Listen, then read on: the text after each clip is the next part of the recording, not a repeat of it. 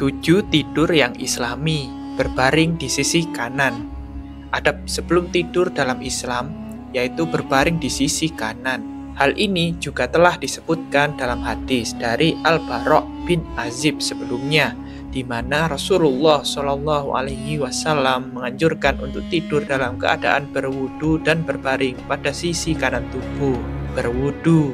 Adab sebelum tidur dalam Islam yang pertama yaitu tidur dalam keadaan berwudu.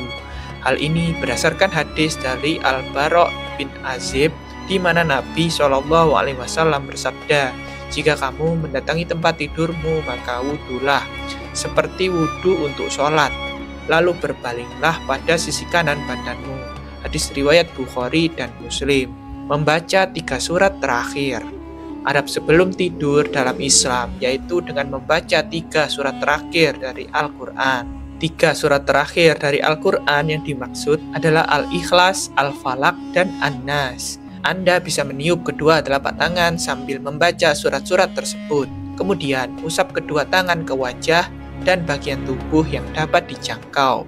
Anjuran ini dilakukan sebanyak 3 kali. Membaca doa. Adab sebelum tidur dalam Islam yaitu membaca doa. Setelah berbaring di sisi kanan tubuh, dikatakan bahwa Rasulullah Shallallahu Alaihi Wasallam selanjutnya membaca doa. Hal ini berdasarkan hadis dari Al-Bara' bin Azib radhiyallahu anhu. Ia berkata bahwa ketika Rasulullah Shallallahu Alaihi Wasallam akan tidur, beliau berbaring pada sisi kanan lalu membaca doa. Tidak tidur tengkurap. Beberapa orang mungkin masih ada yang suka tidur dalam keadaan tengkurap. Padahal Rasulullah Shallallahu Alaihi Wasallam sendiri tidak menganjurkan berbaring dalam posisi seperti itu. Membaca ayat kursi. Adab sebelum tidur dalam Islam yang kelima dengan membaca ayat kursi.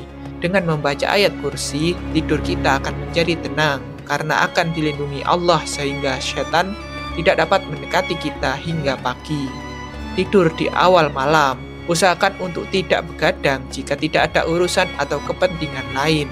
Karena selain buruk untuk kesehatan, begadang juga akan membuat kita sulit untuk melaksanakan sholat malam dan bisa menyebabkan kita bangun kesiangan. Kebiasaan ini juga dibenci oleh Rasulullah Shallallahu Alaihi Wasallam. Wallahu a'lam bishawab.